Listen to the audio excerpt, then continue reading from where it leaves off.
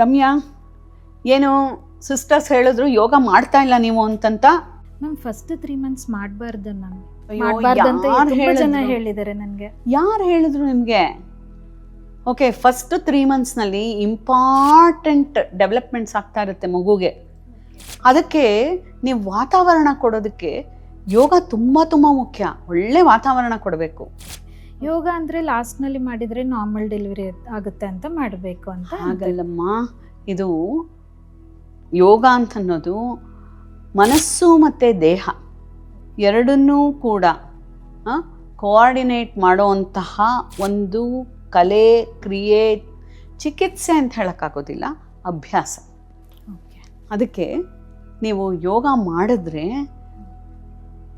ಮನಸ್ಸನ್ನು ಒಳಗೆ ತಗೊಳ್ತೀರ.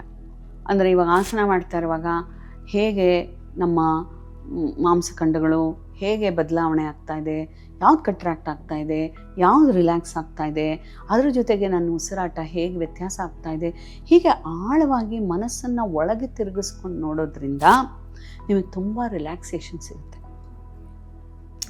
ಇನ್ನೆಲ್ಲನೂ ಕೂಡ ಎಕ್ಸಸೈಸಸ್ಸು ಅದು ಇದು ಎಲ್ಲನೂ ಕೂಡ ಏನು ಮಾಡ್ತಾ ಇದ್ದೀನಿ ಅಂತ ಮನಸ್ಸು ಹೊರಗೆ ಹೋಗ್ತಾ ಇರುತ್ತೆ. This is A mind body medicine ಅಂತಂತ ಹೇಳ್ತೀವಿ. ಸೊ ನಾನು ಸುಮ್ಮನೆ ಯೂಟ್ಯೂಬ್ನಲ್ಲಿ ನೋಡಿಕೊಂಡು ಯೋಗ ಮಾಡ್ಬೋದಾ ಮ್ಯಾಮ್? ಯೂಟ್ಯೂಬ್ನಲ್ಲಿ ನೋಡಿ ಯೋಗ ಮಾಡಿದ್ರೆ ಸರಿಯಲ್ಲಮ್ಮ.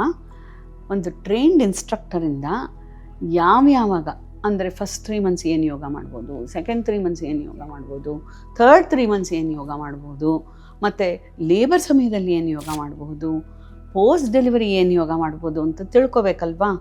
ಸುಮ್ಮನೆ ನಿಮಗೆ ಮನಸ್ಸು ಬಂದಂಗೆ ಪಾಸ್ಚರ್ಸ್ ಅಲ್ಲ ಇಂಪಾರ್ಟೆಂಟು, ಅದರ ಒಳಗಿರೋ ತತ್ವವನ್ನು ನಾವು ಹಿಡ್ಕೋಬೇಕು. ಓಕೆ, ಅದು ತುಂಬ ಮುಖ್ಯ. ಆಮೇಲೆ ಪ್ರೆಗ್ನೆನ್ಸಿಯಿಂದನೇ ಯೋಗ ಮಾಡಬೇಕು. ಯಾಕಂತಂದರೆ ನೀವು ಪೀರಿಯಡ್ಸ್ ಮಿಸ್ ಆಗೋ ಅಷ್ಟೊತ್ತಿಗೆ 15 ದಿವಸ ನಿಮಗೆ ಆ ಭ್ರೂಣ ಡೆವಲಪ್ ಆಗೋಗಿರುತ್ತೆ. ಸೊ ಹಾಗಾಗಿ ತುಂಬ ತುಂಬ ಮುಖ್ಯ. ಯೋಗವನ್ನು ಮಾಡಿ ನಿಮ್ಮ ಮನಸ್ಸನ್ನು, ದೇಹವನ್ನು ಆರಾಮಕ್ಕೆ ಮಾಡಿಕೊಂಡ್ರೆ ಅದು ಗರ್ಭಕೋಶದ ಮೇಲೆ, ಅಂದರೆ ಗರ್ಭಕ್ಕೆ ಒಳ್ಳೆ ವಾತಾವರಣವನ್ನು ಕೊಟ್ಟು ಮಗು ಚೆನ್ನಾಗಿ ಡೆವಲಪ್ ಆಗೋ ಹಾಗೆ ಮಾಡುತ್ತೆ ಅಂತನ್ನೋದು. ಎಲ್ಲ ಕಾಂಪ್ಲಿಕೇಶನ್ಸು ಪ್ರೆಗ್ನೆನ್ಸಿ ಎಲ್ಲನೂ ಕಡಿಮೆ ಅಮ್ಮ ಯೋಗ ಮಾಡಿದವರಲ್ಲಿ. ನಾನು ಹೇಳ್ತಾನೆ ಇರ್ತೀನಲ್ವಾ, ನಿಮಗೆ ಬ್ಲಡ್ ಪ್ರೆಷರು ಬರೋ ಚಾನ್ಸಸ್ಸು, ಆಮೇಲೆ ಡಯಾಬಿಟೀಸ್ ಬರೋ ಚಾನ್ಸಸ್ಸು, ಅತಿಯಾದ ಬೊಜ್ಜು ಬರೋ ಚಾನ್ಸಸ್ಸು, ಆಮೇಲೆ ಮಗು ಸರಿಯಾಗಿ ಬೆಳವಣಿಗೆ ಆಗದೇ ಇರೋವಂಥ ಚಾನ್ಸಸ್ಸು, ಇದೆಲ್ಲನೂ ಕೂಡ ಕಡಿಮೆ. ಇದೆಲ್ಲನೂ ಕೂಡ ವೈಜ್ಞಾನಿಕವಾಗಿ ಎಷ್ಟೋ ಜರ್ನಲ್ಗಳಲ್ಲಿ ನಾವು ಪ್ರೊಡ್ಯೂಸ್ ಮಾಡಿದ್ದೀವಮ್ಮ ಪೇಪರ್ಸನ್ನು. ಅದಕ್ಕೆ ಇದು ಸುಮ್ಮನೆ ನಾವು ಹೇಳ್ತಾ ಇಲ್ಲ. ಇಲ್ಲಿ ಯಾರೇನೇ ಇದ್ದಾರೆ ಮ್ಯಾಮ್ ಹೇಳ್ಕೊಡೋಕ್ಕೆ? ಖಂಡಿತವಾಗ್ಲೂ ನಮ್ಮ ಯೂನಿಟ್ನಲ್ಲಿ ಎಲ್ಲರಿಗೂ ಯೋಗ ಮಾಡಿ ಅಂತಂತ ಹೇಳ್ತಿದ್ದೀವಿ. ಅದು ನಿಮಗೆ ಒಳ್ಳೆ ಮಗು ಬೇಕಾ ಅಂತಂತಂದರೆ ಯೋಗ ಮಾಡಿ ಅಂತ ಹೇಳ್ತಾ ಇದ್ದೀವಿ. ಓಕೆ, ಸೊ ಮಾನಸಿಕವಾಗಿ, ದೈಹಿಕವಾಗಿ ಮಗು ಬೆಳವಣಿಗೆಗೆ ಅನುಕೂಲ ಆಗುತ್ತೆ ಅಂತನ್ನೋದು ಹೇಳಬೇಕಾಗತ್ತೆ. ಅದು ಸನಾತನ ಕಾಲದಿಂದನೂ ಕೂಡ ಈ ಯೋಗದ ಬಗ್ಗೆ ವಿಶೇಷ ಉಲ್ಲೇಖನ ಇದೆ.